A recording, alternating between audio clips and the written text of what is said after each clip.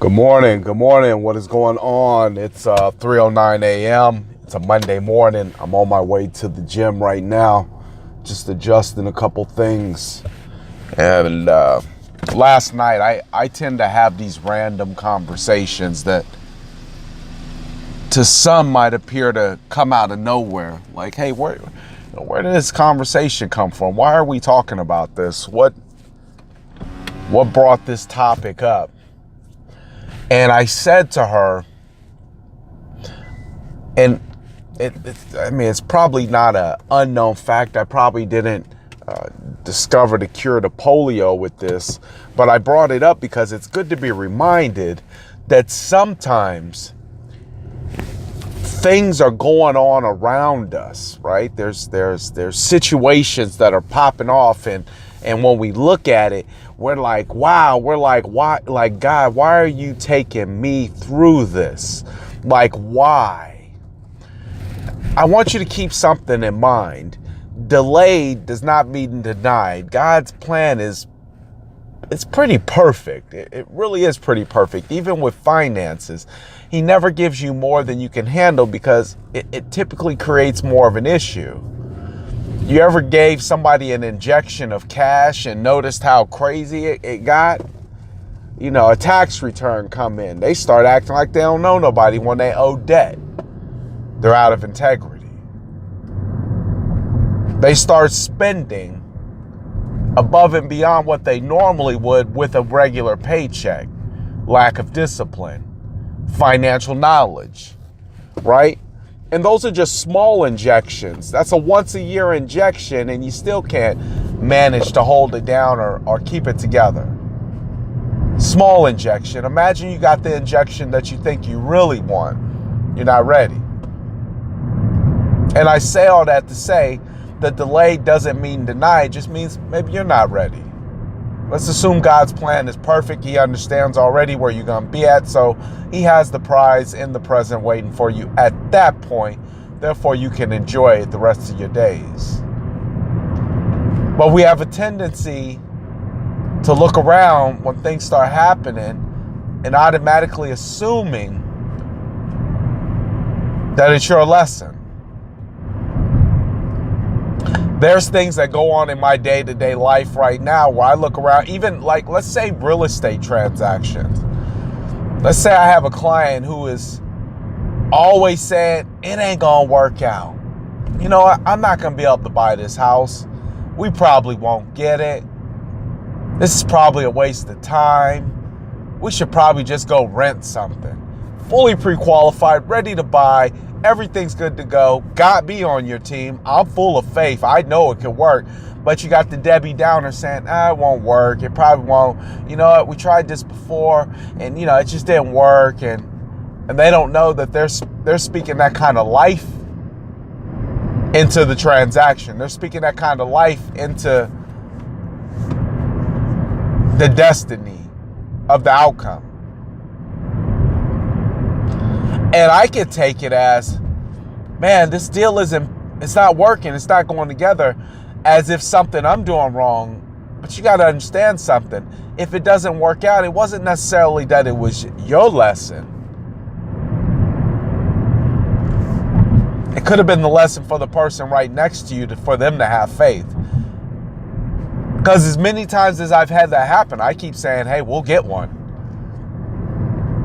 Because in reality, all I'm really trying to do is shift their mindset, because it's their mindset that is creating the lack. And that happens. That happens. More times than not, the storm that's going on around you, the delay or denial that's going on around you has nothing to even do with you. That's why I could be so calm, peaceful, and relaxed when all hell is breaking loose. Because I ultimately know at the end of the day, I did everything I could do. But who is this outcome attached to? At the end of the day, I know everything is going to be all right. But it's not all right now. Who's this lesson for? And you get to a point in your faith where nothing can disturb that.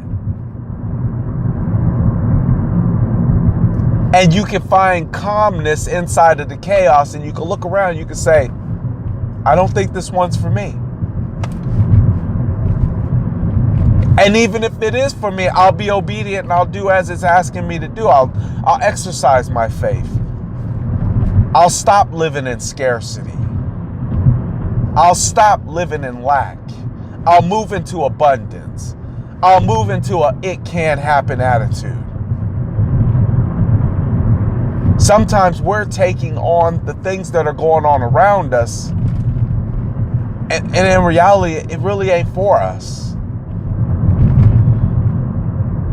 Or if there's something going on and you feel like it's something that you should,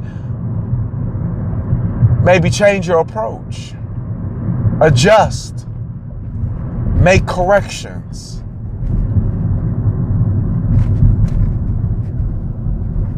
But that's a prime example to me. I'm positive throughout 90% of my transactions.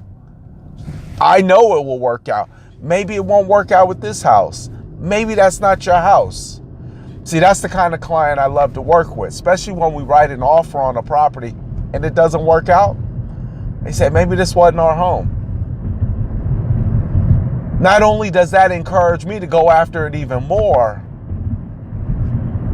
but now I know we're working from a position of faith. And we know that a door closed just means another one's ready to open up.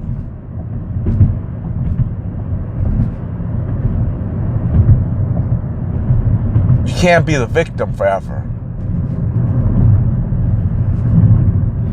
At some point in time, you got to understand things happen. But when you start having a spiritual mind, you got to ask yourself, are they happening to me? Or are they for somebody else and I just happen to be observing it? Because sometimes you're just observing the lack of faith going on. And you're so close to it, it feels like it's for you. You just got to stay in faith and understand something. It will all work out. I've been down to pennies in my account multiple times. And I still kept going.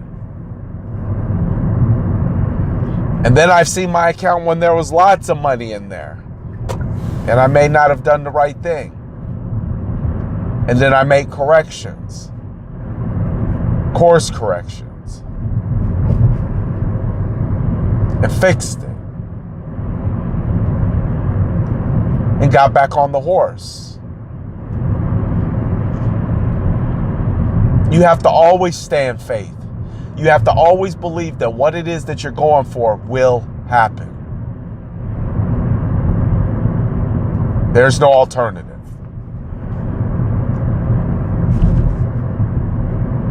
And you have to accept that delay is something that sometimes happens because you're just not ready for it. And you keep going. And you keep putting in the work.